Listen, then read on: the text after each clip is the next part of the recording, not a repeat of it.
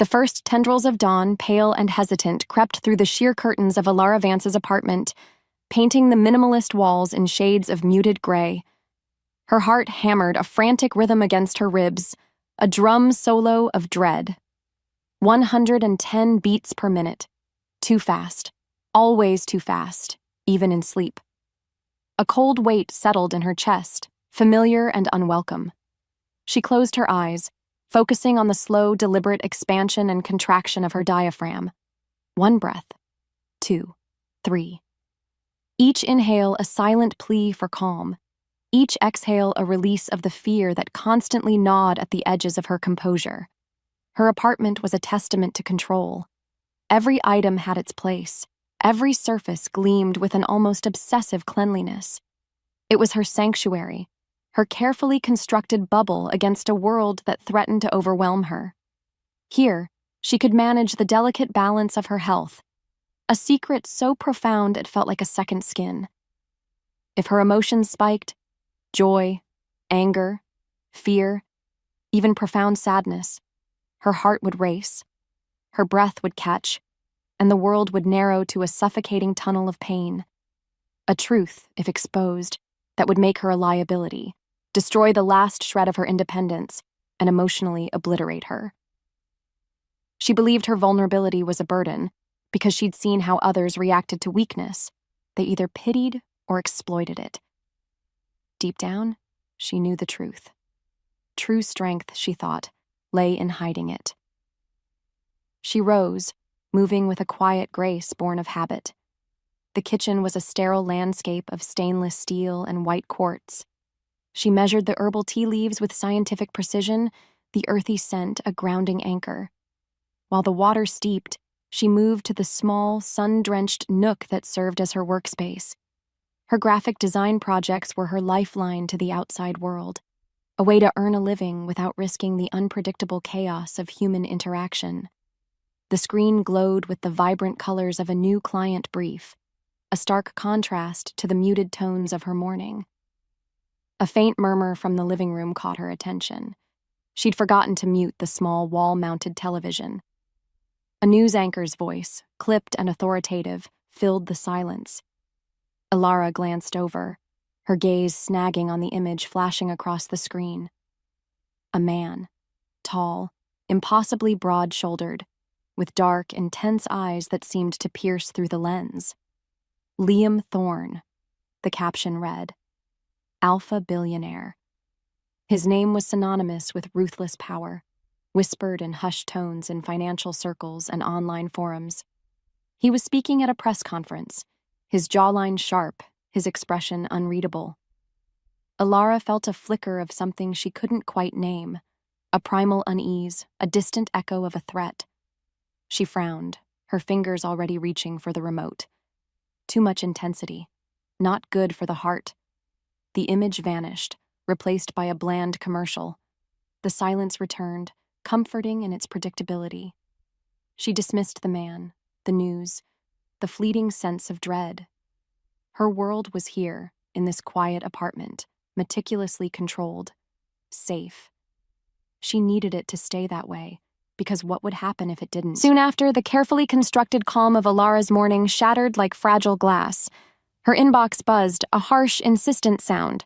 It was an email from a new client, a demanding tech startup, and the tone was aggressive, accusatory. "The designs are unacceptable," it blared in bold red font. "We need a complete overhaul by end of day. Failure to comply will result in contract termination." Elara's breath hitched.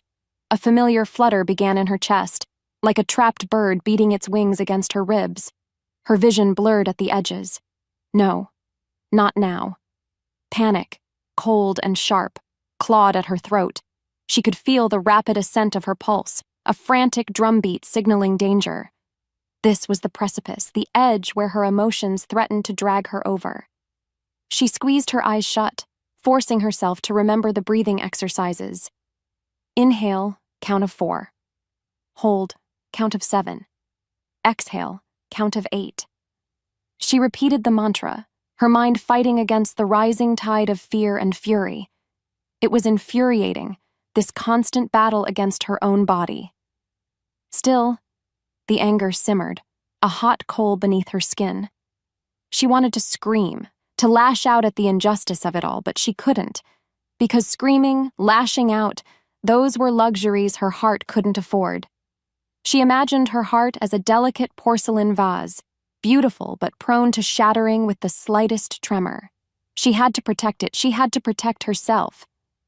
After a long, agonizing minute, the flutter subsided, replaced by a dull ache. She had managed it. Again. A grim satisfaction settled over her, mixed with the exhaustion of constant vigilance. This was her life, a relentless tightrope walk over an abyss. Despite that, the incident left a tremor in her carefully built composure. The perfect calm of her apartment felt tainted. She needed air, a brief escape from the digital demands and the silent threat of her own body. So, she slipped on her sneakers, grabbed her keys, and headed out for a walk, hoping the cool, crisp air would clear the lingering tension. The city sounds, usually a comforting hum, now seemed sharper, more intrusive. As she turned onto her quiet residential street, a sleek black car caught her eye. It was parked conspicuously, just a few houses down, its tinted windows obscuring the occupants. It looked out of place, too polished, too silent. A shiver of unease ran down her spine, like an unseen hand tracing a cold line down her back. It felt like a predator lurking in the shadows. Why was it there? Who was inside? She didn't know what scared her more, the unknown vehicle or the unsettling feeling that she was being watched. The air thickened around her, charged with an unspoken tension.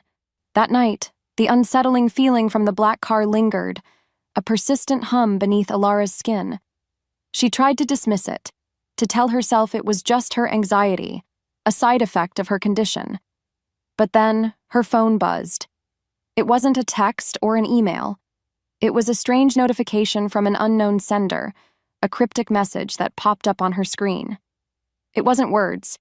Instead, it was a symbol, an intricate, ancient-looking design, a snarling wolf's head with eyes that seemed to glow, etched within a complex, swirling pattern.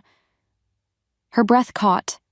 It felt old and powerful, and utterly out of place on her modern smartphone. She didn't understand it, but a primal sense of dread coiled in her stomach. She tried to delete it, but the message wouldn't go away. It felt like it was burned onto her screen, a digital brand. Her thoughts spun, trying to rationalize it. Spam? A weird prank? But the image felt too specific, too potent. With every heartbeat, the feeling of being watched intensified. She moved to her window, pulling back the curtain just a fraction. Her heart skipped. The black car was still there. Closer now, parked directly across the street from her building. Its dark windows were like unblinking eyes, staring. A beat later, a figure moved in the driver's seat, a shadow against the tinted glass. Elara couldn't make out any features, but the movement was deliberate, predatory. Her chest ached, a familiar warning sign. This wasn't a coincidence. This wasn't anxiety. Her world tilted. She felt a sudden, desperate urge to run, to hide, to disappear.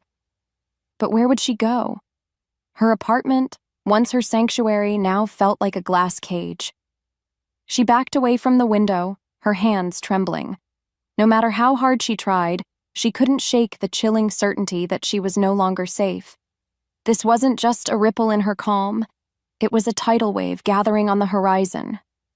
As she quickly retreated into her apartment, the car's engine rumbled to life. The sound was low, powerful, like a growl. It slowly pulled away, melting back into the city's night, leaving Elara with a chilling certainty that she was no longer safe. The silence that followed was heavy, pregnant with unspoken threats, a stark contrast to the comforting predictability of her life just hours before.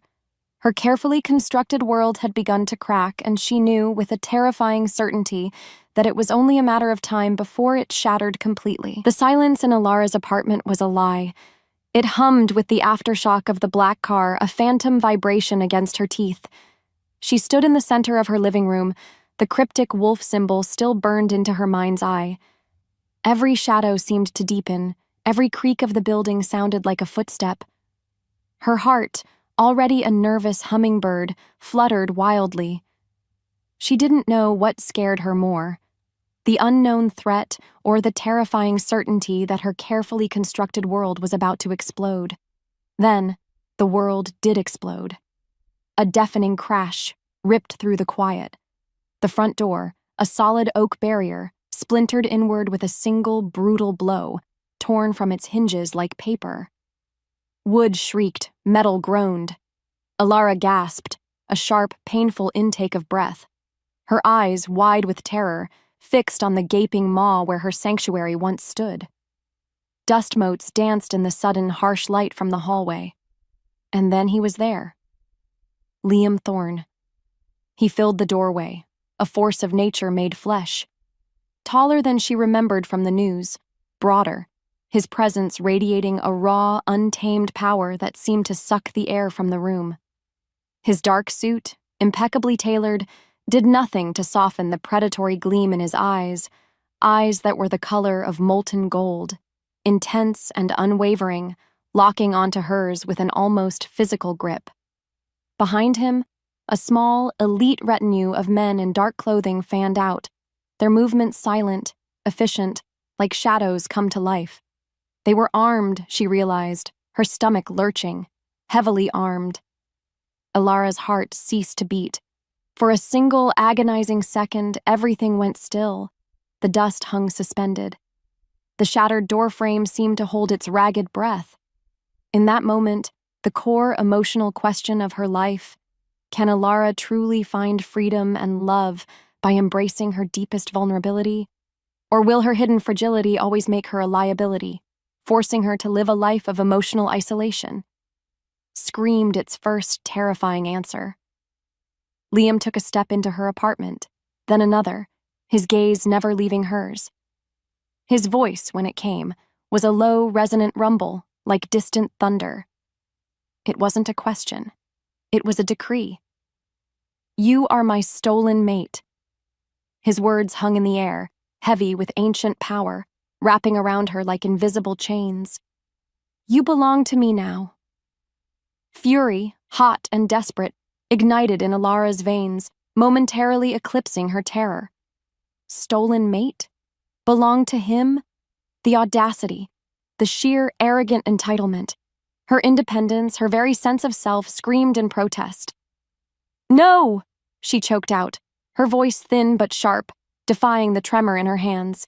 I don't belong to anyone. You have no right.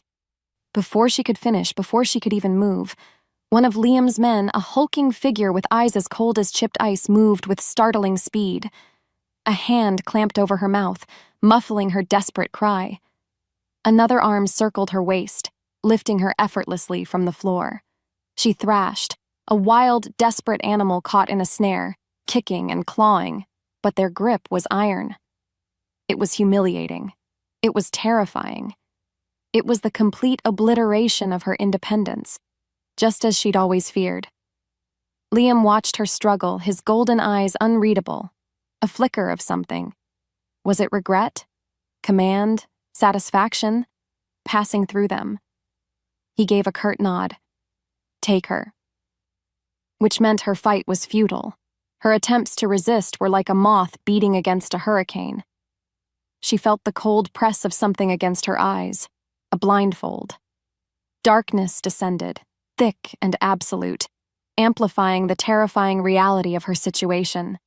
The last thing she heard before the sounds of the city faded was the low, powerful hum of an engine, a predator's purr, and the terrifying, inescapable proximity of Liam Thorne's presence. She was being taken, and there was nothing she could do about it. The world outside her apartment, the one she had so carefully kept at bay, had finally swallowed her whole. A jarring lurch, then silence. Elara's head swam, a dull ache throbbing behind her eyes. The blindfold was gone. She blinked, disoriented, the sudden burst of light painful after the prolonged darkness. Her surroundings slowly swam into focus, and her breath hitched. This was not her apartment, not even close. She lay on a bed so vast it felt like a small island, draped in silk sheets that shimmered like liquid moonlight. The room was immense, a symphony of opulence, polished dark wood, soft plush carpets that swallowed sound, and walls adorned with abstract art that seemed to ripple with hidden energy. A wall of floor-to-ceiling windows offered a panoramic view of a sprawling, manicured estate, stretching out to meet a distant dark forest under a sky painted with the last blush of dawn. It was beautiful. And it was a cage. A gilded, impossibly luxurious cage. Her heart, still recovering from the adrenaline of the abduction, began its frantic flutter again. Control it, control it! She swung her legs over the side of the bed, her muscles protesting. Her immediate goal was to understand her predicament, to map her new prison. She tried the heavy wooden door. Locked. She moved to the windows, testing the massive panes. Solid. Immovable. Even if they weren't, the sheer drop outside, followed by acres of open, manicured lawn, offered no escape. Panic, cold and sharp, began to build again, threatening to overwhelm her. This was worse than she imagined. Just like that, the door clicked open. Liam Thorne stepped inside, his presence filling the already vast room. He moved with an effortless grace, a predator in his natural habitat. He wore a fresh, casual shirt now, the sleeves rolled to reveal powerful forearms, but his golden eyes still held that unnerving intensity. He carried a tray with a steaming cup and a plate of fruit, setting it on a small table near the window. He didn't offer it to her. He simply placed it there, an offering to a captive. "You're awake," he stated, his voice calm, devoid of the earlier aggression, yet somehow more chilling in its detached authority. He didn't ask how she felt. He didn't ask if she was okay. He simply observed her, like a scientist studying a specimen. "This is your new situation, Elara." He used her name, and it felt like a violation, a claim. "You are my fated mate, a bond forged by ancient pacts, long before either of us drew breath." Elara stared at him, her mind reeling. Ancient pacts? Fated mate? It sounded like something out of a fantasy novel, not her terrifying reality. "I don't believe in fated mates," she spat, her voice trembling but defiant. "And I don't belong to anyone. You kidnapped me." Liam's expression remained impassive. "Believe what you will. The truth remains. Your cooperation is not optional." He gestured vaguely around the room. "These are your amenities. Anything you require, speak to my attendants. They will ensure your comfort." His tone was cold, practical, completely disregarding her protests, her very humanity. He was treating her like a prized possession, not a person. This man, the Alpha Billionaire, was a monster in a tailored suit. He walked towards the door. "I have matters to attend to. My beta, Marcus, will be your primary contact." He paused, his hand on the ornate doorknob, and his gaze swept over her, lingering for a fraction too long. "Do not attempt to leave. It will only make things more unpleasant." And just like that, he was gone. The door clicked shut, the sound echoing the finality of her new captive status. Moments later, a stern-faced woman in a crisp uniform entered, her eyes watchful, unyielding. "I am Anya," she said, her voice flat. "I am here to assist you."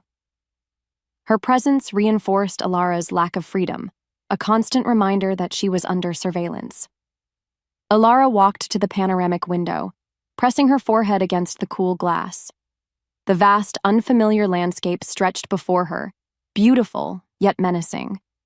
She felt utterly alone, a bird in a golden cage, and the rage and fear warring within her constantly pushed her fragile health to the brink. She knew with chilling certainty that her struggle to maintain emotional control while raging against her captivity would be the defining battle of her new reality. The days that followed blurred into a suffocating routine of opulent captivity. Elara, under Anya's constant watchful eye, was escorted through various parts of Liam's sprawling estate. She observed, always observed. The sheer scale of the place was overwhelming. Vast halls, grand staircases, and rooms filled with priceless artifacts. She noticed the subtle tension that hummed beneath the surface, especially among the staff. Some moved with quiet deference, others with a nervous energy hinting at an underlying fear of Liam. This was not just a home, it was a fortress, a seat of power. That night, Elara was informed she would be joining Liam for dinner. Her heart hammered, a frantic drum against her ribs. This wasn't a request. It was a command. Anya led her down a long, echoing corridor to a formal dining room. The air was thick with the scent of rich food and something else, something metallic, like ozone, that prickled her skin. Liam was already seated at the head of a massive, polished table, flanked by two other men. One was Marcus, the beta Liam had mentioned, a man with a quiet strength and eyes that missed nothing. The other, a lean, sharp-featured man with an air of cold calculation, was introduced as Alaric, Liam's chief operations officer. The conversation was veiled, a dance of corporate jargon and subtle power plays. They spoke of market shares, hostile takeovers, and territorial disputes. Elara, despite her terror, maintained a stoic facade, her face a mask of polite disinterest. But inside, her mind raced, absorbing every nuance. She noticed the way Alaric's eyes flickered to Liam, a hint of something that wasn't quite loyalty in their depths. An open loop, a question that hung in the air. Was Alaric truly loyal, or was there something else lurking beneath the surface? Liam, for his part, was a master of control. His voice was low, authoritative, cutting through the polite chatter like a sharpened blade.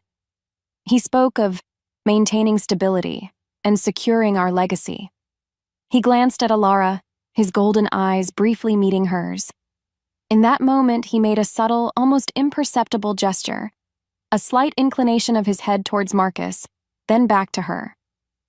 It was a silent message, implying her cooperation was essential for the pack's stability, subtly linking her fate to theirs without revealing her fragile condition. It was a chilling reminder of the weight she carried, a secret that could shatter everything. Alaric, on the other hand, was more outwardly charming, but his smiles never quite reached his eyes. He spoke of necessary sacrifices and unforeseen complications, his words laced with a subtle venom that seemed directed at Liam. Elara felt a prickle of unease. There was a tension between Liam and Alaric, a silent battle for dominance that had nothing to do with her, yet everything to do with her new reality. She realized Liam wasn't just a billionaire, he was an alpha, and his world was far more complex and dangerous than she could have ever imagined. As the tense meal concluded, Liam rose. "Elara," he said, his voice softer than before, almost a command for her to relax. "Marcus will ensure you have everything you need." He didn't dismiss her, but rather acknowledged her presence, a subtle shift in their dynamic. She was still a captive, but perhaps a valuable one. After the strained dinner, Elara was escorted back to her room, the weight of her new reality settling heavily upon her. The opulence felt suffocating, the silence deafening. She walked to the window, staring out at the impenetrable darkness of the forest that bordered the estate. She realized she couldn't just escape. She had to understand this world, its rules, its threats, and Liam's place within it. Her immediate goal had shifted. It was no longer just about fleeing. It was about gathering information, about understanding the true nature of her captivity and the world she'd been forced into. She had to protect her secret, because if it was exposed, she would truly be a liability, and her last shred of independence would be gone forever. This was a longer game, a more dangerous one, and she knew, with a cold, calculating determination, that she had to play it if she hoped to regain any semblance of control. Days bled into weeks within Liam Thorne's sprawling estate. and Elara's initial terror slowly morphed into a simmering, frustrated determination. Her immediate goal was to map her new prison, to find its weaknesses, because she refused to be a passive captive. She was still a bird in a gilded cage, but she was learning the dimensions of her confinement. Anya, the stern attendant, was a constant shadow, her presence a heavy reminder of Elara's lack of freedom. Yet, Elara saw more than just a guard. She saw a system, a network. Elara began her quiet exploration, always within the permitted areas, which were still vast enough to feel like a small kingdom. She observed the pack dynamics, the unspoken rules that governed the staff and the few other residents she occasionally glimpsed. There was a rigid hierarchy, a quiet deference to Liam that bordered on reverence. She noticed subtle tensions, too. A hushed conversation between two guards quickly silenced when she approached, a flicker of resentment in a maid's eyes when Anya barked an order.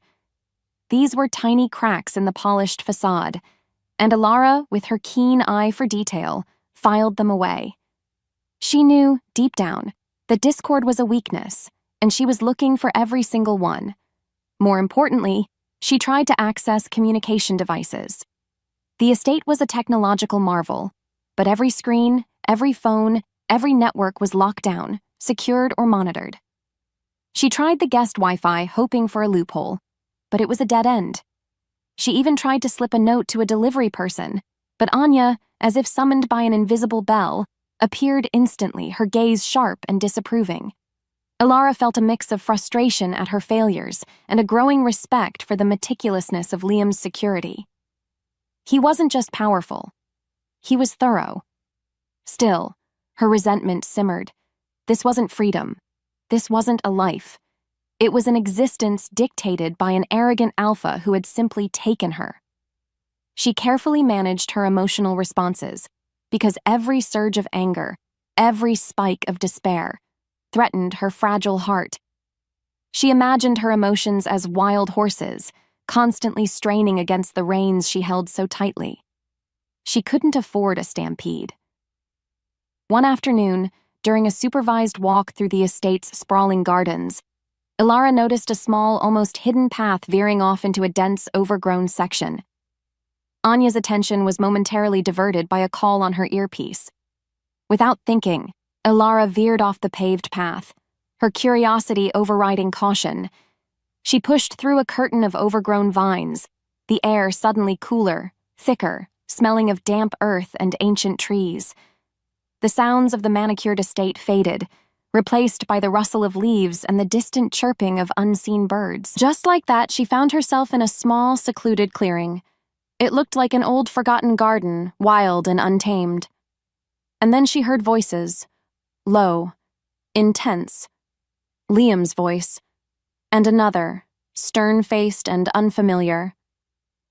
Elara froze, pressing herself against the thick trunk of an ancient oak hidden by its gnarled branches. She caught only fragments. Corporate restructuring, the breach, rival Alpha's influence.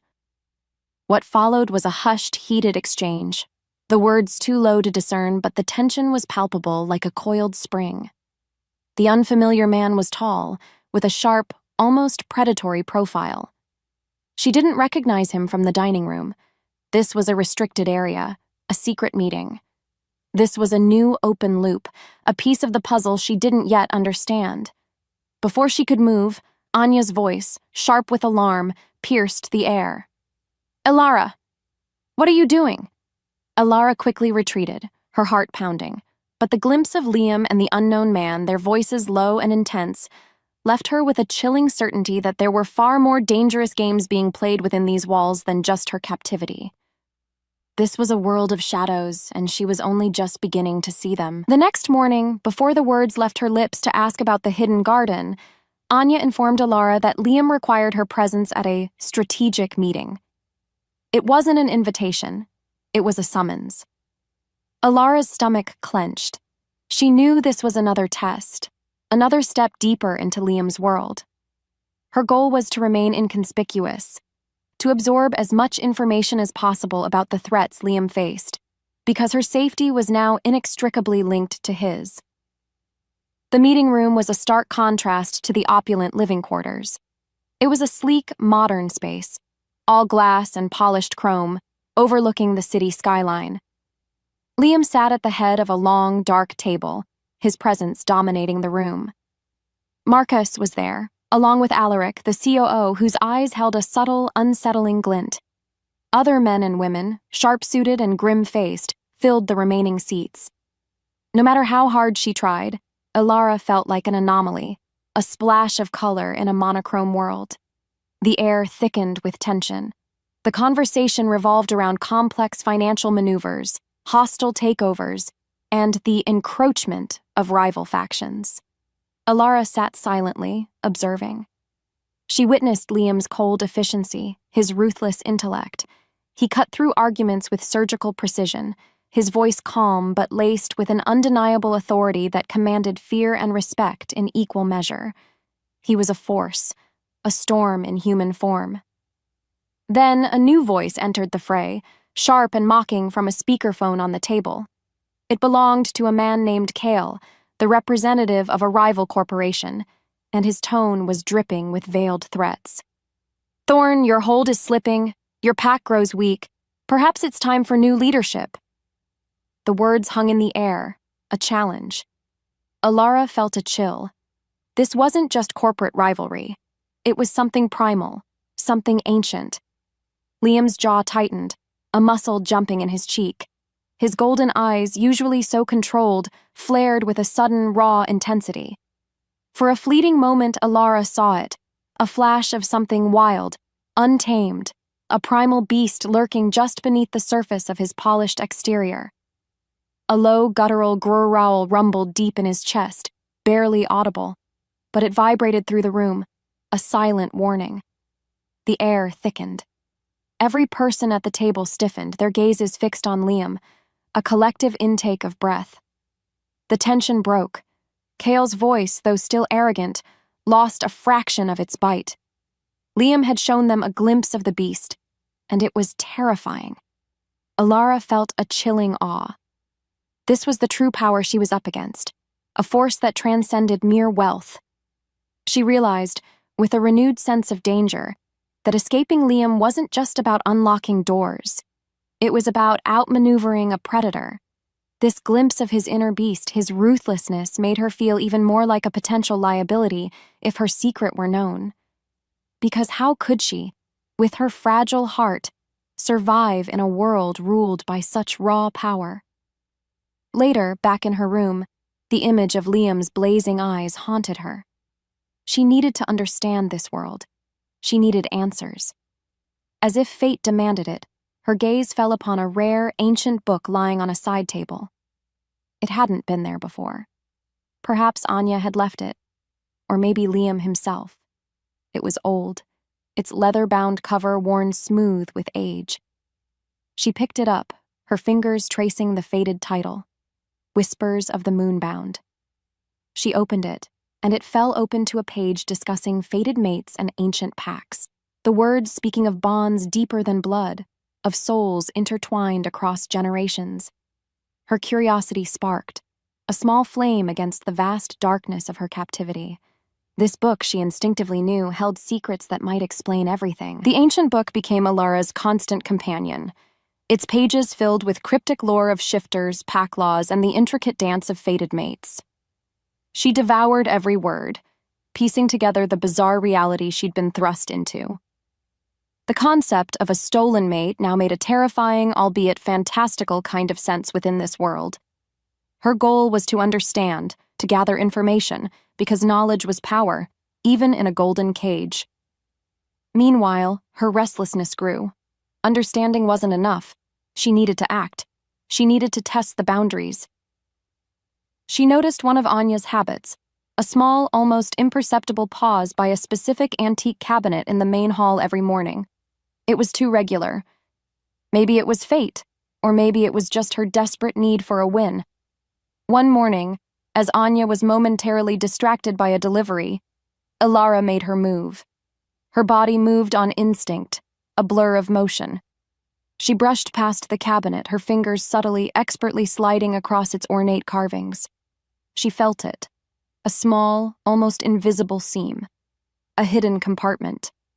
In the span of a breath, her fingers dipped inside, retrieving a small, flat data chip. It was a tiny victory, a spark of defiance. Her heart raced, but this time, it was with exhilaration, not fear. She felt a surge of triumph, a small crack in the suffocating walls of her captivity. She secreted the chip away, her mind already buzzing with possibilities. What information could it hold? Corporate secrets? Pack vulnerabilities? Her own file? She didn't know what scared her more, the potential contents or the risk she had just taken. Later that afternoon, a summons came. Not from Anya, but directly from Liam. Her heart skipped. Had he known? Had he seen? The air thickened as she entered his private study, a room filled with the scent of old leather and Liam's distinct, powerful scent. He was standing by the massive window, his back to her, looking out at the sprawling estate. He didn't turn immediately. The silence roared, amplifying her anxiety. When her name left his lips, Elara. It was soft, yet it resonated with an undeniable authority. He turned slowly, his golden eyes fixing on hers. There was no anger there, no fury, only a chillingly calm display of his awareness. "I believe," he began, his voice a low purr, "you found something interesting this morning." Elara's breath caught. He knew. Of course he knew. He was an Alpha Billionaire, a master of control. She felt a mix of frustration at her failure and a grudging respect for his cunning. "I don't know what you're talking about," she lied, her voice trembling despite her best efforts. A growl rose in his throat, a soft, warning rumble. "Don't insult my intelligence, Elara." He took a step closer, and the space between them burned with unspoken tension. "That cabinet is a private access point for sensitive data. You are resourceful, I'll give you that." His eyes held hers, a flicker of something akin to curiosity or even a hint of respect passing through them. "But this is not a game. There are forces at play you cannot comprehend. Your defiance, while admirable, puts you in grave danger, and it puts us in danger." He didn't demand the chip back. He didn't threaten her directly. Instead, he simply extended his hand, palm up. "Give it to me." His voice was quiet, but the command was absolute. Elara hesitated, her mind racing. This was a test, a subtle warning. She knew, deep down, the truth. She was outmatched, for now. With a single glance, she understood the formidable nature of her opponent. She slowly, reluctantly placed the chip in his outstretched palm. His fingers brushed hers, a spark of unexpected heat. Liam closed his hand around the chip, his gaze still holding hers. "Good," he murmured, a hint of something unreadable in his tone. As he turned to leave, he paused at the door, looking back at her. His expression was unreadable, but a flicker of something, curiosity, respect, danced in his golden eyes. He left her unsettled, her heart still racing, the stakes subtly raised. She had tested the boundaries, and she had learned a crucial lesson. Liam Thorne was always one step ahead. Her path to freedom, she realized, would be far more intricate than she had ever imagined. The air in Liam's estate had grown heavy, not just with the scent of polished wood and expensive flowers, but with a palpable tension. Elara, now more attuned to the subtle currents of Liam's world, felt it like a hum beneath her skin.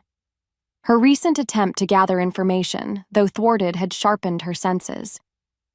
She was no longer just a prisoner. She was an observer, a quiet analyst in a gilded cage. Her goal was to expose the corporate threat, partly out of self-preservation, partly because a grudging sense of responsibility for Liam's precarious situation had begun to take root. How could she escape if his entire world crumbled around them? One afternoon, while Anya was distracted by a series of urgent calls, Elara found herself in a bustling wing of the corporate headquarters, a place usually off-limits. She was supposed to be reviewing some pack history documents Liam had provided. But her eyes, ever watchful, caught something else. A junior executive, usually meticulous, was hunched over a terminal, his face pale, his movements jerky.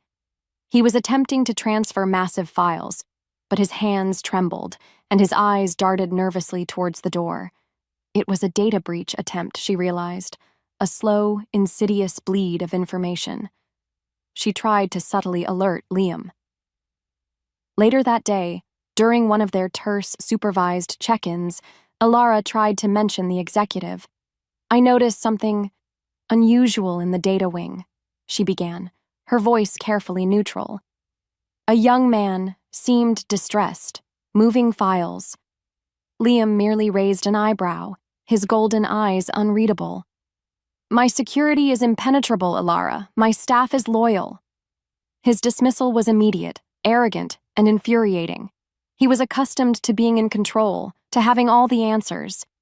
He couldn't fathom that a stolen mate might see something he didn't. Elara felt a surge of frustration, a familiar heat in her chest. She was powerless, trapped, and her warnings were ignored. It was like shouting into a void because he simply wouldn't listen. Yet, a spark of determination ignited within her. She wouldn't be dismissed. She wouldn't be a liability. She had to prove her worth, not just for herself, but for the fragile stability that now, strangely, included her. She began to observe the executive more closely, noting his patterns, his furtive glances, the way he always seemed to be near Alaric, Liam's COO. An open loop began to form. Was Alaric involved? Was this the betrayal from within the story structure had hinted at? The pressure building around Liam was palpable.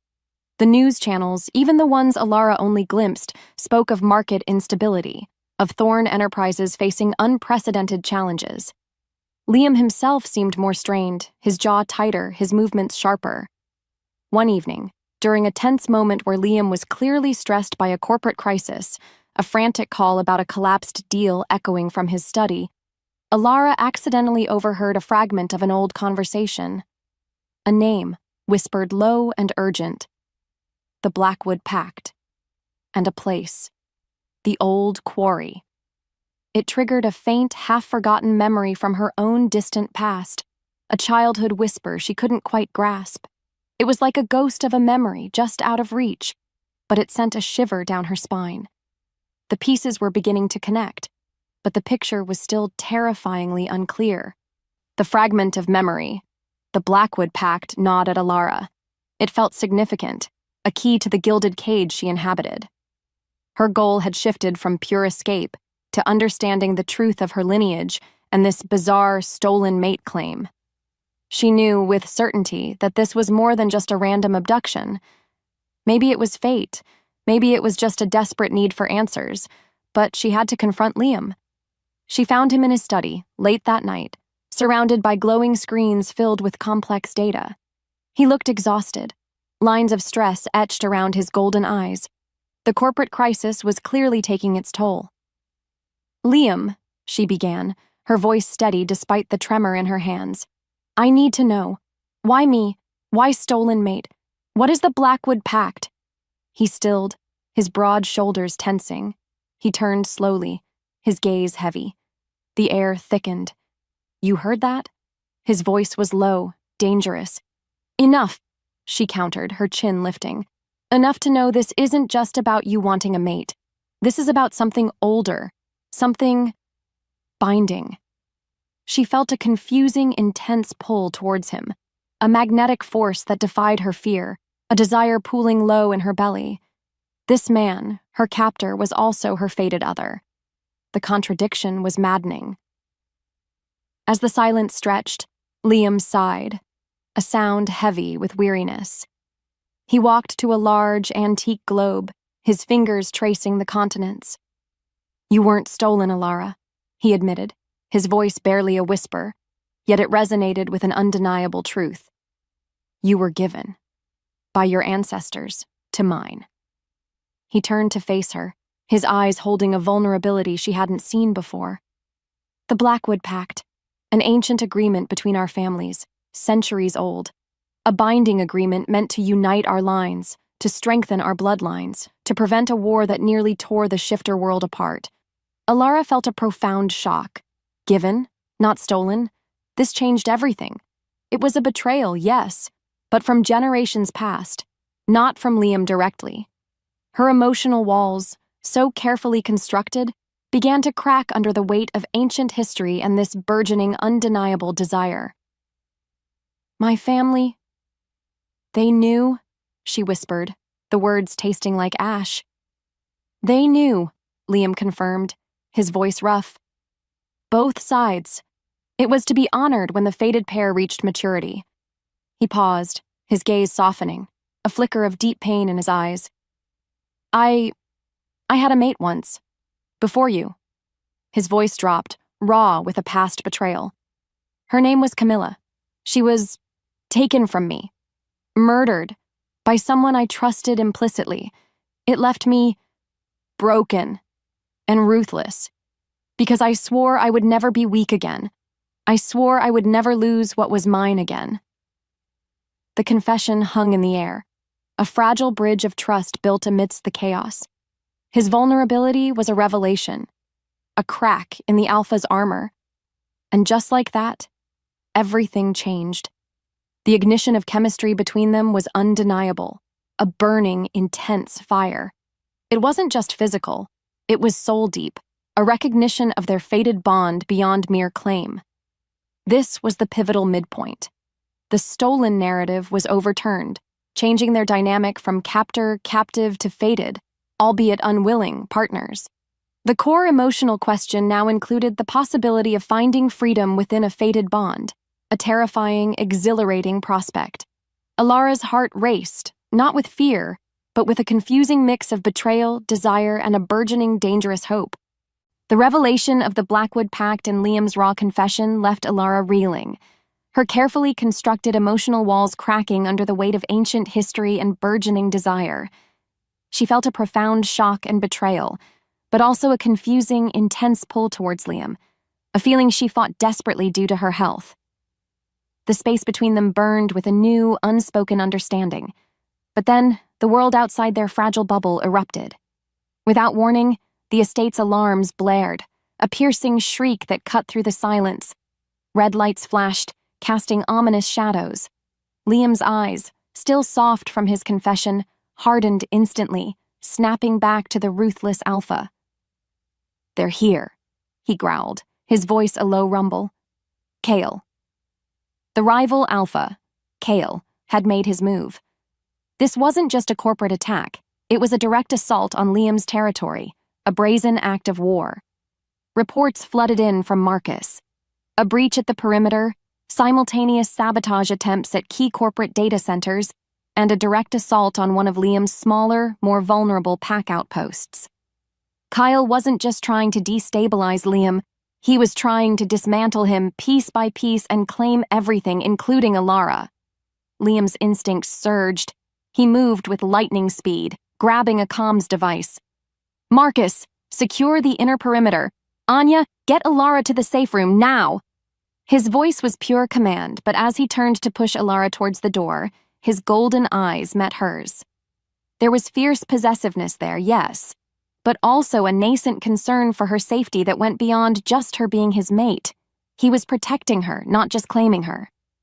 Elara felt a surge of fear, but also a surprising protective instinct towards Liam despite herself.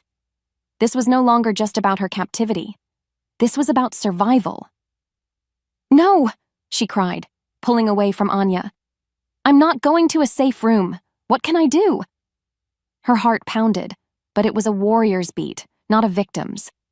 The danger forced her to acknowledge the true peril of this new world and her place within it. Liam hesitated, his gaze sharp, assessing.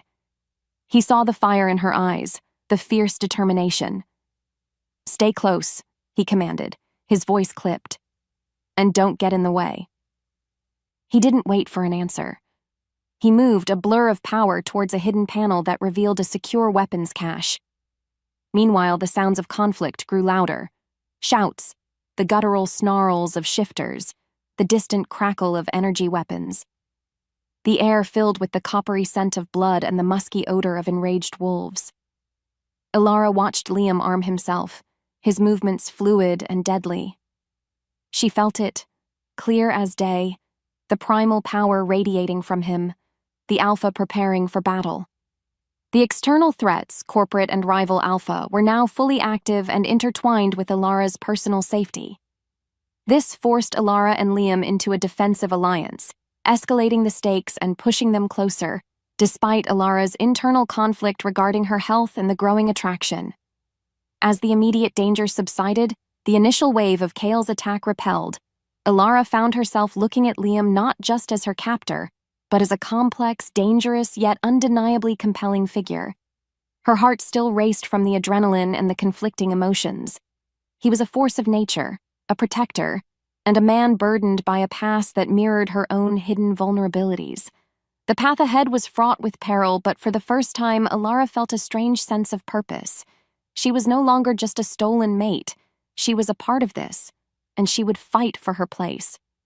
The air in Liam's corporate headquarters crackled with a new kind of energy, tense, focused, and laced with a desperate urgency. The aftermath of Kyle's assault still lingered, a faint scent of ozone and burnt wiring in the ventilation system. Elara, no longer confined to her gilded cage, found herself in Liam's war room, a sleek, glass-walled command center overlooking the city.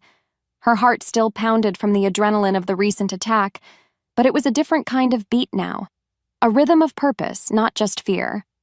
Her goal was clear: expose the corporate betrayer, because her own safety, and perhaps her very future, was now inextricably tied to Liam's success. Liam, usually a monolith of controlled power, showed subtle signs of strain. His jaw was tighter, his golden eyes rarely leaving the holographic displays that flickered with data. Yet, he no longer dismissed her. Instead, he treated her as a reluctant, yet valuable, ally.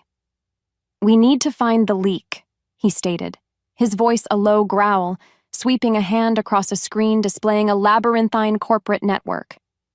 "Someone within my inner circle fed Kale the intel for the synchronized attacks. They knew our vulnerabilities." Elara leaned closer to the holographic display, her graphic design background giving her an intuitive grasp of the data flow. Her mind, sharp and analytical, began to connect patterns Liam's alpha instincts might overlook. "This isn't just about a data breach," she murmured, tracing a finger across a suspicious spike in financial transfers. "This is about a systematic dismantling. Someone wants to bleed you dry before the final strike." She felt a strange thrill in contributing, a spark of determination to prove her worth beyond being a stolen mate. She was not just a liability, she was an asset. Their collaborative efforts were a tense, fascinating dance. Liam, with his vast resources and network, provided the raw data. Elara, with her keen observation skills and human understanding of corporate subterfuge, sifted through it, looking for the subtle tells, the human element in the digital noise. He was the brute force, the alpha. She was the scalpel, the strategist. Their personalities, once clashing, now complemented each other in a strange, compelling way. There were moments of unexpected understanding, a shared glance over a suspicious document, a dry, almost imperceptible smirk when they uncovered a particularly convoluted shell company. "Look at this," Elara pointed, her finger hovering over a series of transactions. These funds were routed through a series of offshore accounts, then back into a holding company that's linked to a shell corporation owned by a subsidiary of Thorne Enterprises. It's a classic embezzlement scheme designed to look like a complex foreign investment. Her pulse quickened, but it was with the thrill of the chase, not fear. Liam's eyes narrowed, following her lead. "Alaric," he breathed, his voice laced with a dangerous calm. "He oversees all foreign investments." The open loop from Act 3, the subtle tension between Liam and Alaric, now snapped shut with chilling clarity. Alaric, the charming COO, was the betrayer within. It was a plot twist Elara had suspected, but the confirmation sent a shiver down her spine. The stakes had just become intensely personal. As a result, their investigation became a race against time. They uncovered more clues, digital breadcrumbs leading directly to Alaric's meticulously hidden tracks. They found encrypted communications, coded messages that hinted at Kale's involvement in the corporate sabotage, revealing a deeper, more coordinated conspiracy. The rival Alpha and the corporate betrayer were working in tandem, a two-pronged attack designed to bring Liam to his knees. This discovery solidified their working partnership, moving beyond mere fated attraction.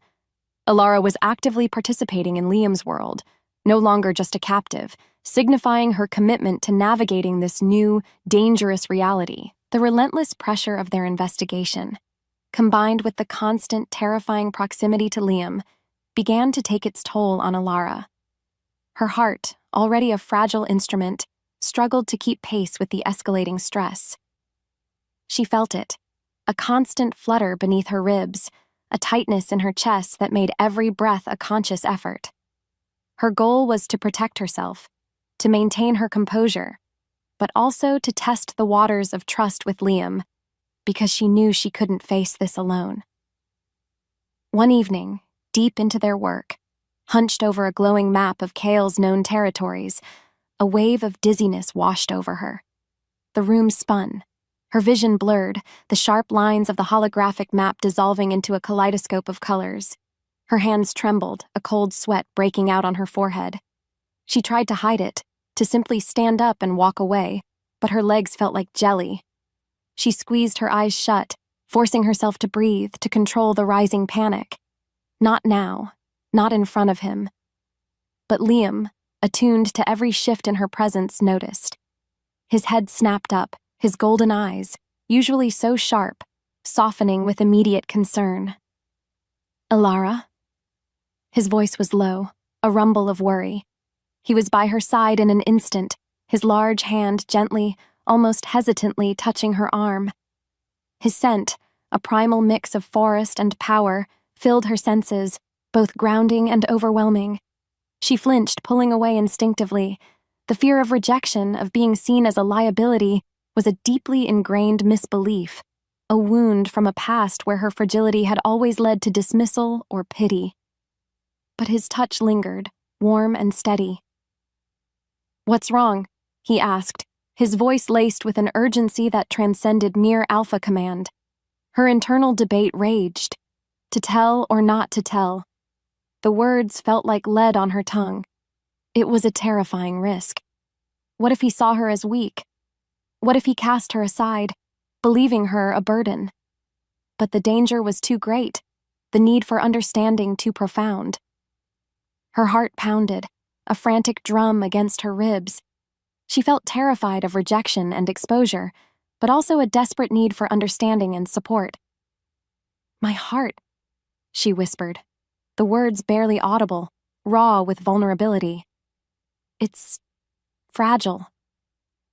She looked into his eyes, a desperate plea for understanding. High emotions, fear, anger, even intense joy. They can trigger an episode. My pulse races, my blood pressure spikes. It can kill me. She didn't reveal the full extent, the specific diagnosis, but she laid bare the core truth of her physical fragility. Liam's expression shifted, a complex mix of shock, concern, and a flicker of deep vulnerability. His hand tightened on her arm, not in a possessive grip, but in a gesture of support. "Kill you?" His voice was rough, laced with a fear she hadn't expected. He looked away for a moment, his jaw tight, then back at her. I lost someone once, Elara. Camilla. A betrayal. The pain. It made me ruthless.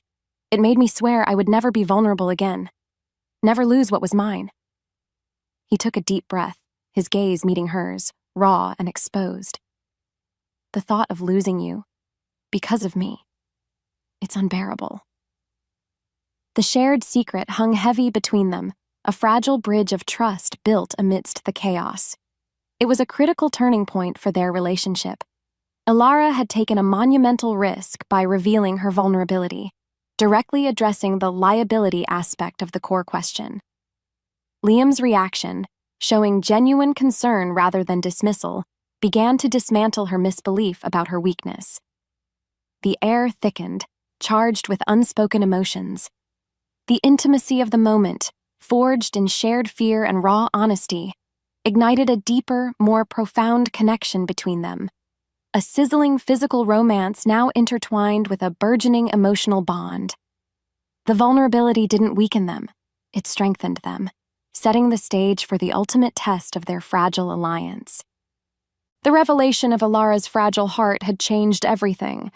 Liam, now aware of the invisible threat she carried, moved with a newfound caution, his protectiveness amplified, yet tempered by a burgeoning respect for her resilience. Their bond, forged in shared secrets and desperate trust, pulsed with a raw, undeniable intensity. Their goal was to expose Alaric and neutralize Cale, and they had a plan. They set their trap in the heart of Thorne Enterprises' main server farm, a sprawling, humming cavern of blinking lights and cool, recycled air. The plan was meticulous.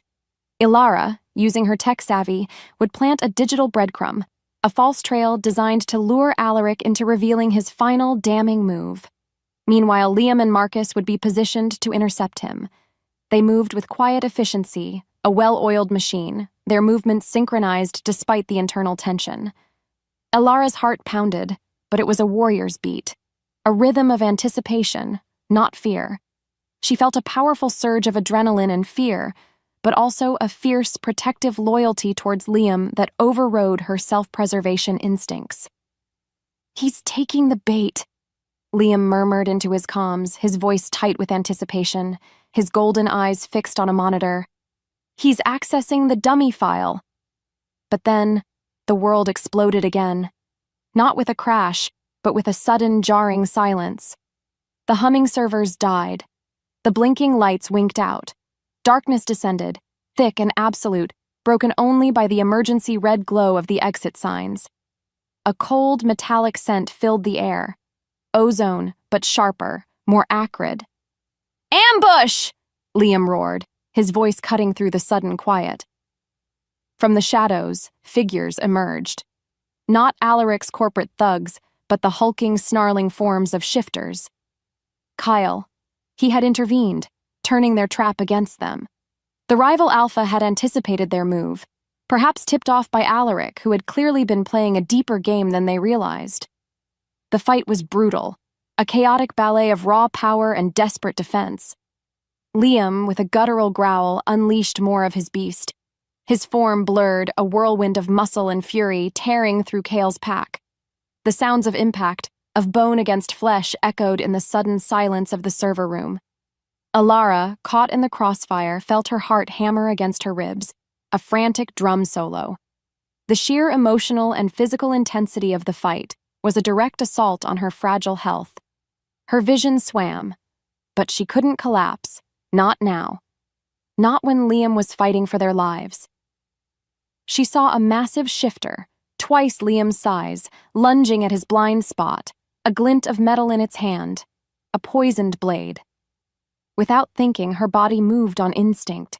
She saw a loose server rack, precariously balanced. With a desperate surge of strength, she shoved it. The heavy metal groaned, then toppled with a deafening crash, creating a crucial diversion, a wall of sparks and twisted wires between Liam and his attacker. The shifter roared in frustration, momentarily disoriented. That's why Liam had the opening he needed. He spun, his movements fluid, and delivered a devastating blow that sent the shifter sprawling. He turned back to Elara, his golden eyes blazing with a mix of fury and something else, a fierce, protective awe. She had saved him. Her wits, her quick thinking, her fragile body, had just turned the tide. The fight raged on, but the element of surprise was gone. Liam, now fully aware of Cale's deeper conspiracy with Alaric, fought with a renewed, savage intensity. They barely escaped, battered and bruised, Liam carrying a weakened Elara, her heart still racing but steady. The weight of their shared near-death experience deepened their connection, solidifying their resolve. Their bond was forged in fire, a testament to their mutual reliance. They were inextricably linked, challenging the freedom aspect of the core question in a new, profound way. The trap had been sprung, but in its chaos, they had found a new strength, a new understanding of what they were fighting for together. The aftermath of the server farm ambush left Elara and Liam battered, but alive. Their escape had been a desperate scramble, Liam's raw power barely enough to carve a path through Cale's forces. Elara's heart, though steady, thrummed with exhaustion. They had survived, but the victory felt hollow. It was a temporary reprieve, a quiet before the real storm. Her goal, to help Liam mitigate the damage, felt overwhelming, because the scale of the disaster was becoming terrifyingly clear. What followed was a brutal, relentless assault on Liam's empire. Alaric, the corporate betrayer, had not just anticipated their move. He had used it as a smokescreen for his final, devastating blow. News channels, usually filled with glowing reports of Thorne Enterprises, now screamed headlines of scandal and collapse. Financial analysts spoke in hushed, grave tones about unprecedented market instability. It wasn't just a data breach. It was a public execution of Liam's corporate legacy. Liam's war room, once a hub of controlled power, now buzzed with frantic energy. But it was the energy of despair. Screens flickered with plummeting stock prices, frozen assets, and leaked documents that painted Liam in the darkest possible light. The whispers of corruption and unethical practices spread like wildfire. Liam, usually unshakable, was forced to retreat, his power significantly weakened. He paced like a caged beast, his golden eyes blazing with a fury Elara had never seen, a mix of rage and disbelief. He was losing control, and the sight of it sent a cold dread through Elara. "They've frozen our primary accounts," Marcus reported, his voice tight with strain. "The board is calling for an emergency vote of no confidence. Alaric has orchestrated this perfectly. He's feeding the media, planting false narratives. He's claiming Liam's instability, his nature, makes him unfit to lead." The implication hung heavy in the air. Alaric was weaponizing Liam's shifter identity, twisting it into a narrative of dangerous unpredictability. Elara watched, her stomach churning. She felt overwhelmed by the scale of the disaster, witnessing the rapid unraveling of his power. It was like watching a colossal skyscraper crumble, brick by agonizing brick. She felt a creeping despair, seeing the tangible consequences of the betrayal. This scene showed the antagonist's formidable power and the devastating impact of their actions. It stripped Liam of his usual control and resources, forcing him into a more vulnerable position, which in turn affected Elara directly. Her own safety, her very existence within this world, depended on Liam's stability. More importantly, the corporate collapse wasn't the only front. Kyle, the rival Alpha, seized the opportunity. In the chaos, Liam received news of a direct attack on a vulnerable part of his territory. The old quarry, the very place Elara had overheard in Liam's hushed conversation. "They're targeting the Omega Sanctuary," Marcus announced, his voice cracking with emotion. "Kale's forces are overwhelming them. They're going for the weakest members of our pack." Liam slammed his fist on the table, the sound echoing like a gunshot. His face was a mask of tormented fury. The Omega Sanctuary was a place of refuge for the most vulnerable shifters, the elderly, the young, those unable to fight. Kale wasn't just attacking Liam's power. He was attacking his heart, his responsibility as an alpha. This forced Liam to make a desperate choice: defend his crumbling corporate empire or protect his most vulnerable pack members. The weight of his world was crushing him, and Elara felt the tremors of it deep in her own fragile heart. The stage was set for a confrontation that would test them both to their absolute limits. The choice was agonizing, but for Liam, it was no choice at all. His corporate empire might be crumbling, but his pack, his family, came first. He rallied his remaining loyal forces, his golden eyes blazing with grim determination. Elara, despite her own fear, stood by his side. Her goal was to help Liam, to be his strength, but her body betrayed her. She knew the emotional toll of the impending conflict would be immense, a direct threat to her fragile heart. They moved swiftly, a small, desperate army racing against time to the Omega Sanctuary. The air grew heavy with the scent of fear and the acrid tang of battle. When they arrived, the scene was chaos. Kyle's forces, larger and more brutal than anticipated, had already breached the outer defenses. The sounds of growls, snarls, and desperate cries filled the air. Liam, distracted and emotionally compromised by the corporate collapse and the rival Alpha's attack, made a tactical error. He overextended, driven by a desperate need to protect. This led to a direct, brutal confrontation. Kale, a hulking brute with eyes as cold as a winter moon, emerged from the fray, singling out Liam. "Thorne!" he roared, his voice thick with triumph. "Your empire falls. Your mate will be mine." The words, a direct threat to Elara, sliced through her. Her heart lurched, a violent tremor. She watched in horror as Kale, with a savage roar, landed a devastating blow on Liam, sending him staggering. Liam's beta, Marcus, rushed to his side, but Kale's forces swarmed them. Liam, weakened by the corporate betrayal and the emotional weight of his pack's suffering, was losing ground. He was fighting with the ferocity of a cornered animal, but his strength was waning. Elara's world narrowed. She saw Liam fall to one knee, a gash bleeding on his temple. She saw Marcus struggling, overwhelmed. She saw the terrified faces of the Omegas huddled in the sanctuary, their eyes wide with fear.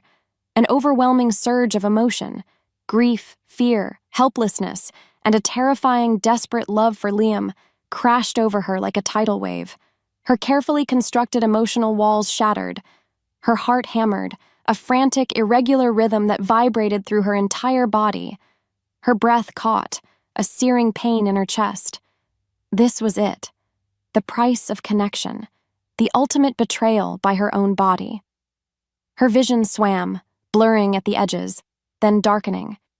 She felt utter despair and the crushing weight of her own perceived inadequacy, believing her condition had made her a fatal liability to Liam and his pack.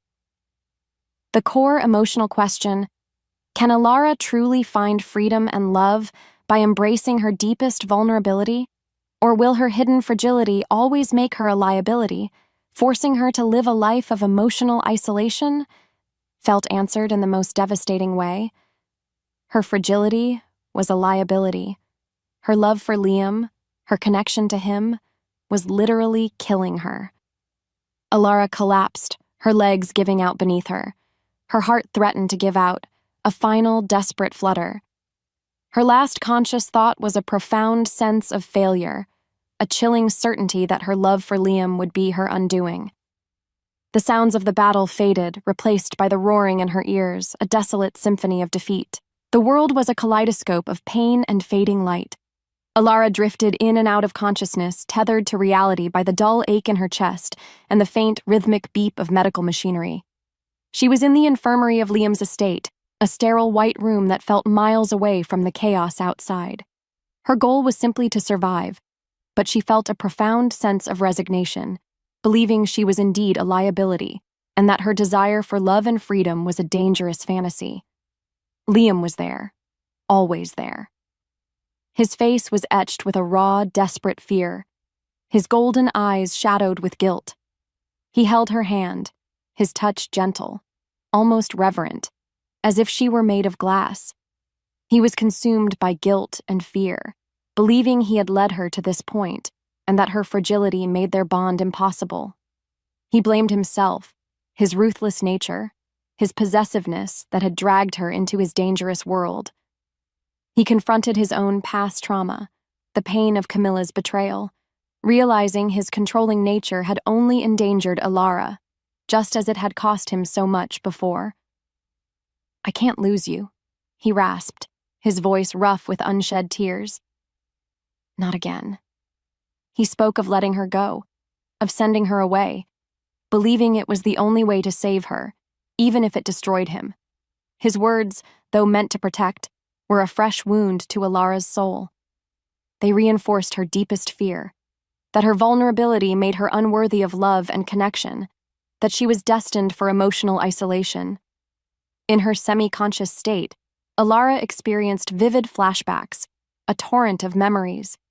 She saw herself as a child, confined to her bed, her parents' faces etched with worry, their voices hushed, treating her like a fragile doll. She saw the pity in their eyes, the way they controlled her environment, limiting her experiences for her own good. She recalled moments where she felt controlled or dismissed due to her health, reinforcing her deep-seated fear of being a burden. "You're too delicate, Elara. You can't handle this. You're a risk." These were the echoes of her past, now amplified by her present predicament. She saw Liam's face, distorted by guilt, and felt the crushing weight of his despair. The core emotional question: can Elara truly find freedom and love by embracing her deepest vulnerability, or will her hidden fragility always make her a liability, forcing her to live a life of emotional isolation? Seemed to be answered with a resounding, heartbreaking no. Her fragility was a liability. Freedom and love, true connection, seemed impossible. She was a burden, a weakness to anyone who dared to care for her. This was the absolute lowest point. Elara's internal misbelief was at its peak. Liam's character was also at a breaking point, forcing him to confront his own flaws. The room was silent, save for the faint, irregular beat of Elara's heart monitor, a symbol of their fading hope. The quiet that followed was profound, a desolate symphony of defeat. The world outside, with its crumbling empires and warring alphas, faded into insignificance. All that remained was the crushing weight of their shared despair and the terrifying realization that love, for them, might be a luxury they could never afford. The sterile white walls of the infirmary felt like a tomb. Elara drifted, a ghost between worlds, the rhythmic beep of the heart monitor a constant, mocking reminder of her fragility. Her body was weak, a hollow shell, but her mind was finally clear. The despair that had consumed her in Act 6, the crushing belief that her vulnerability made her a liability, began to recede, replaced by a quiet, burning ember of defiance. No. A single word, whispered in the silence of her thoughts. No, I am not a burden. I am not weak. She remembered the fear in Liam's eyes, the raw guilt that had twisted his handsome face. He believed he had broken her. He believed her love for him was her undoing. But lying there, stripped bare of all pretense, Elara saw the truth. Hiding her condition, living in constant fear of exposure, that was the real prison. That was what had isolated her, not the condition itself. Her fierce will to live, her innate resilience. Those were her true strengths, forged in the crucible of constant self-preservation. She felt a surge of quiet determination, a new sense of self-acceptance, blossoming in her chest. Meanwhile, Liam, hunched by her bedside, was waging his own war. His golden eyes, usually so commanding, were shadowed with a despair that mirrored hers. He had faced his deepest fear, losing her, just as he had lost Camilla. The pain of past betrayal, the possessive need to control, had led him to this precipice. He had almost destroyed the very thing he sought to protect. He ran a hand through his dark hair, a ragged sigh escaping his lips. "Elara," he rasped, his voice raw. I was wrong. So wrong." He looked at her then, his gaze piercing, vulnerable. "My need to control, to claim, it nearly cost you everything. It nearly cost me everything." He squeezed her hand, his touch gentle, almost reverent.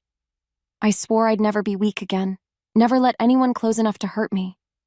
But seeing you like this, it's a different kind of pain. A pain I can't bear." His voice trembled. "True love means partnership, not control. It means fighting with you, not for you. It means embracing your vulnerability, because it's part of who you are. And I want all of you, Elara. Every fragile, resilient, beautiful part." His apology, raw and honest, resonated deep within her. It was the balm her wounded soul needed. The core emotional question: can Elara truly find freedom and love by embracing her deepest vulnerability? Or will her hidden fragility always make her a liability, forcing her to live a life of emotional isolation? Began to reframe itself. It wasn't about being a liability. It was about finding someone who saw her vulnerability as a facet of her strength, not a weakness. It was about shared burdens, shared triumphs. With newfound resolve, Elara slowly, painstakingly, pushed herself up, her muscles protesting, but her spirit soaring. Her eyes, still a little weak, met Liam's. A silent promise passed between them, a vow deeper than any ancient pact. Their relationship, nearly broken, was reborn on a foundation of mutual trust and acceptance, a fragile seed of hope in the desolate landscape of their despair. The air thickened with unspoken emotions, a silent affirmation of their new beginning. This was the turning point from despair. The climb back had begun. The infirmary, once a symbol of despair, now hummed with a quiet, determined energy. Elara, though still recovering, was no longer a patient. She was a strategist. Her goal was to execute their plan with precision, leveraging her unique skills, because she was no longer just fighting for survival. She was fighting for a future, for true freedom, for a love that had blossomed amidst chaos. Liam, transformed by his own crucible of guilt and fear, now moved with a focused intensity, his alpha power tempered by a newfound humility. He listened to Elara, truly listened, his golden eyes reflecting her ideas. They were a united front, two halves of a formidable whole. Alaric's network is vast, Elara explained, tracing lines on a holographic map that pulsed with data. But he's arrogant. He'll have a central hub, a digital vault where he stored all his incriminating evidence, proof of his collusion with Kale. Her mind, sharp and analytical, was a weapon. She felt a powerful sense of agency and purpose, no longer a victim, but an active participant, driven by love and a desire for true freedom. Liam nodded, his jaw tight. And Kale, he'll be expecting us to defend. We need a diversion, something massive, something that draws his main forces away from Alaric's stronghold. His voice was a low growl, but it was a strategic one. Their plan began to take shape, a daring, two-pronged attack. Elara would devise a way to expose Alaric, using her understanding of human corporate structures to unravel his digital web. Liam, leveraging his remaining pack loyalty and raw alpha power, would prepare to confront the rival alpha, drawing him into a decisive battle. They needed allies, loyal ones.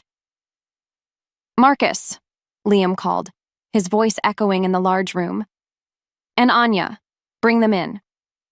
Marcus, the loyal beta, entered, his face etched with exhaustion but his eyes burning with renewed hope. Anya, usually so stoic, showed a flicker of surprise at Elara's prominent position. Liam laid out the plan, his voice clear and commanding, but with a new note of partnership. "Elara has devised the strategy to expose Alaric. We will work together." Anya, usually so reserved, looked at Elara with a new respect. "Your insights into human systems, they are invaluable," she admitted, a rare smile touching her lips. Marcus, too, nodded, his gaze steady. "We are with you, Alpha. Both of you." They sought out a few other key, loyal allies. A grizzled old warrior who had lost family to Kale's raids, a young tech expert who had always been sidelined by Alaric. Elara spoke to them, not as Liam's mate, but as a leader, convincing them of their new, unified vision. She explained the depth of Alaric's betrayal, the true threat Kale posed, and the benevolent future Liam envisioned. She told them about her own vulnerability, not as a weakness, but as a shared burden, a reason to fight for a world where everyone was accepted. Her sincerity, her quiet strength, resonated deeply. The night before the final confrontation, the estate was a hive of quiet activity. Maps were spread, weapons were checked, strategies refined. Elara and Liam, in the quiet solitude of his study, shared a moment of profound intimacy. His scent, a mix of forest and power, enveloped her. He pulled her close, his arms strong around her. "Are you ready?" he murmured, his breath warm against her hair. "As I'll ever be," she whispered, her heart full, not with fear, but with a fierce, reciprocal love. Their bond, forged in fire and vulnerability, was an unbreakable force. This scene showcased Elara's active contribution and leadership, demonstrating her growth. It highlighted their combined strengths and the power of their partnership, preparing them for the ultimate confrontation. The freedom and love aspect of the core question was now actively pursued, a silent affirmation of the future they were fighting for, knowing the immense risks ahead. The night air was a cold, sharp blade against Elara's skin. The estate, usually a beacon of light, was cloaked in strategic darkness, its defenses subtly shifted for their daring offensive. The sounds of the escalating conflict outside, the distant growls, the faint crackle of energy, the shouts of Liam's diversionary forces engaging Cale's pack, echoed like a primal war drum. Elara's heart pounded, but it was a steady, powerful rhythm, not the frantic flutter of fear. Her goal was clear: secure the evidence that would expose Alaric, because this was the key to dismantling both threats. She moved like a shadow, clad in dark tactical gear that felt strangely empowering. Liam was a silent, formidable presence beside her, his golden eyes scanning the darkness, his senses alert. Marcus and Anya were with them, a small, elite team. Their target, Alaric's private data vault, hidden deep within a seemingly abandoned corporate building in the city's industrial district. This was the corporate betrayer's stronghold, a digital fortress designed to protect his secrets. "The main power grid is down," Marcus whispered into his comms. "Kyle's forces are fully engaged with our diversionary team." "Good," Liam rumbled, his voice a low predatory purr. "Less resistance here." Elara, despite the inherent emotional stress of the mission, remained remarkably calm and focused. The past weeks had forged her into something new, something stronger. She drew on her inner strength, on the unwavering resolve she had found in the infirmary. Her previous fears of emotional overload were replaced by a fierce determination. She was Liam's partner, his equal in this fight, and her mind was her weapon. They breached the building's defenses with practiced ease, Liam's brute strength complementing Marcus's precision and Anya's silent efficiency. The interior was a maze of dark corridors, smelling of dust and stale air. They moved through it like ghosts, their footsteps barely whispers. Elara led the way to the server room, her knowledge of Alaric's digital footprint guiding them through the labyrinthine network cables and humming machinery. "Here," she breathed, pointing to a reinforced door. "This is it, his personal vault." Liam nodded, his jaw tight. He placed a powerful hand on the door, his muscles coiling. "Stand back!" As he prepared to force the door, a sudden piercing shriek ripped through the building's internal comms. Alaric's voice, distorted by static, filled with rage. "Thorne! You fool! You think you can stop me? I have everything, and your little human, she'll be the first to fall." The taunt was meant to break them, to ignite Liam's fury and Elara's fear. But it had the opposite effect. It solidified their resolve. Liam's eyes blazed, not with blind rage, but with a cold, terrifying focus. Elara felt a heightened sense of anticipation and unwavering resolve, her previous fears of emotional overload replaced by a fierce determination. This was it. The point of direct confrontation was imminent. Liam burst through the door, a blur of power. Inside, Alaric stood, surrounded by glowing screens, his face contorted in a sneer. He was not alone. 2 hulking armed shifters, Cale's elite guards, flanked him. The air thickened. The space between them burned. This scene built intense tension as they executed the initial stages of their plan. It showcased Elara's newfound courage and control over her condition in high-pressure situations, demonstrating her transformation. It led directly into the climax, setting the stage for the ultimate test of their bond and individual strengths. The sounds of the escalating conflict outside echoed, signaling that the final confrontation was upon them, a symphony of destruction and desperate hope. The air in Alaric's data vault vibrated with a raw primal energy. Liam, a blur of muscle and fury, engaged Cale's elite guards, his growls echoing in the confined space. Elara, however, ignored the immediate physical threat. Her heart pounded, not with fear, but with a fierce, unwavering resolve. Her goal was clear: secure justice and ensure their future. She moved with purpose, her fingers flying across the console where Alaric stood, a sneer on his face, surrounded by his glowing screens. "You think you've won, little human?" Alaric sneered, his voice dripping with condescension. "Liam's empire is crumbling, and you're just a fragile toy, easily broken." "I'm not fragile," Elara retorted, her voice steady, laced with a newfound steel. "And I'm not a toy." She typed furiously, her mind a whirlwind of code and data. She had seen the vulnerabilities in his system, the hidden backdoors he thought only he knew. Because she understood human greed, she knew exactly where he would hide his most damning secrets. "You underestimated me, Alaric. You underestimated us."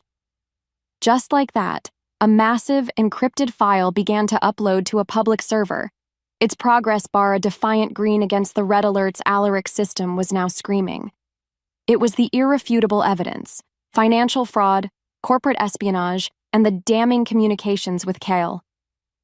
"This," Elara declared, her voice ringing with triumph, "is your downfall, Alaric. Every lie, every theft, every betrayal, broadcast to the world." Alaric's eyes widened in horror. "No, you can't." He lunged at her, a desperate feral snarl ripping from his throat. But then a blur of golden-eyed fury intercepted him. Liam, having dispatched the guards with brutal efficiency, slammed Alaric against the wall. His grip was iron, his face a mask of cold, righteous rage. "You betrayed my pack," Liam snarled, his voice a low, dangerous rumble. "You betrayed us." Meanwhile, Kyle, the rival Alpha, burst through a shattered wall, drawn by the chaos. He was a beast of a man, his eyes burning with savage triumph, his gaze fixed on Elara. "The mate is mine!" he roared, lunging past Liam, directly for her. Elara's heart surged, a powerful, protective instinct overriding all fear. She saw Kale's trajectory, saw the glint of a hidden blade. Her body moved on instinct. She grabbed a heavy metal data drive from the console, spinning and throwing it with all her might. It struck Kale squarely in the head, a surprising, solid thud that momentarily disoriented him. It wasn't a powerful blow, but it was enough. It was a crucial distraction. That's why Liam had the opening he needed. He spun, his movements fluid, his golden eyes blazing with a fierce protectiveness. He met Kale's charge, not with brute force alone, but with a strategic precision born of his transformation. He didn't just fight to dominate, he fought to protect, to secure, to lead. The fight was brutal, a clash of two alphas, but Liam, choosing love and genuine partnership over control, defeated Kale not through sheer dominance, but by demonstrating a new benevolent leadership that won over disillusioned pack members who had witnessed Kale's ruthless disregard for life. He disarmed Kale, his movements swift and decisive, pinning him to the ground. "This territory is protected," Liam stated, his voice resonating with ancient power, "by a bond stronger than any ambition." The dust settled. The antagonists were defeated. Elara's heart, though still racing from the intensity, beat with a strong, steady rhythm. She had faced extreme emotional pressure and she had not succumbed. Instead, she had actively assisted Liam, proving her strength and resilience. She looked at Liam, victorious, his chest heaving, his golden eyes locking onto hers. In that moment, the central conflict was resolved, and the core emotional question was answered definitively. Elara could find freedom and love by embracing her vulnerability, and it made her stronger, not a liability. Their hands clasped, a silent promise, a symbol of their unbreakable bond, forged in the fires of battle and vulnerability. The immediate aftermath began, not with silence, but with the quiet hum of a new beginning. In the quiet that followed the climax, the air still thick with the scent of ozone and triumph, Liam didn't waste a single moment. His corporate empire, once a symbol of ruthless power, was now in shambles, but it was a deliberate dismantling, not a collapse. His goal was to rebuild, to restructure, to create a benevolent enterprise that benefited both humans and shifters, because he had learned that true power lay in partnership, not control. Weeks later, the news cycles were still reeling from the exposé. Alaric was arrested, his network of corruption unraveling. Kale, stripped of his power and influence, was banished, his pack splintered and absorbed into Liam's now growing ranks. Liam, however, didn't gloat. Instead, he held a series of unprecedented press conferences, not from a position of arrogance, but of humility and vision. He announced the complete overhaul of Thorne Enterprises. "We will no longer operate solely for profit," Liam declared, his voice resonating with a new kind of authority, one built on integrity. "Our focus will shift to sustainable practices, community welfare, and fostering a symbiotic relationship between the human and shifter worlds." He spoke of investing in green energy, of creating educational programs for young shifters, of establishing safe havens for those displaced by conflict. Elara, now openly acknowledged as his partner, stood by his side, her presence a quiet but powerful statement. She actively participated in these discussions, her keen intellect offering insights, her compassionate heart guiding the ethical direction of the new venture. She was no longer just a mate. She was a co-leader, a visionary. Meanwhile, the estate's infirmary, once a place of despair for Elara, became a hub of healing. Liam and Elara personally tended to the wounded, both physical and emotional, within the pack. Liam, with a newfound tenderness, visited the Omegas, offering comfort and reassurance. Elara, her own heart now strong and steady, sat with injured shifters, listening to their stories, her empathy a balm. She understood their pain, because she had faced her own vulnerability and emerged stronger. This scene showed the immediate consequences of the climax and the beginning of the new equilibrium. It reinforced Liam's transformation and Elara's integral role in his new vision, showcasing their partnership. As a result, trust began to bloom. Disillusioned pack members, once fearful of Liam's ruthless reputation, now saw a different Alpha, one who led with compassion and vision. Humans who had viewed shifters with suspicion now saw a path to coexistence. The air on the estate, once heavy with tension, now hummed with a quiet, hopeful energy. Liam had dismantled his empire, yes, but he was building something far greater in its place. Weeks later, a newly designed logo for their benevolent enterprise was unveiled. It was a sleek, modern design, but subtly incorporated elements of both Elara's and Liam's heritage. A stylized wolf's head intertwined with a delicate, blooming lotus flower, signifying their unity, their strength, and their shared vision for a future where vulnerability was a pathway to connection, not a liability. The symbol was more than just a brand. It was a promise, a testament to the new world they were building, together. Months later, the benevolent enterprise flourished, a testament to Liam's transformed leadership and Elara's unwavering partnership. The estate, once a gilded cage, was now a vibrant hub of activity, a place where humans and shifters worked side by side, building a future together. Elara and Liam were seen working side by side, managing their benevolent enterprise, their love evident in every interaction. Their bond, once forged in fear and forced proximity, had deepened into something profound, something truly extraordinary.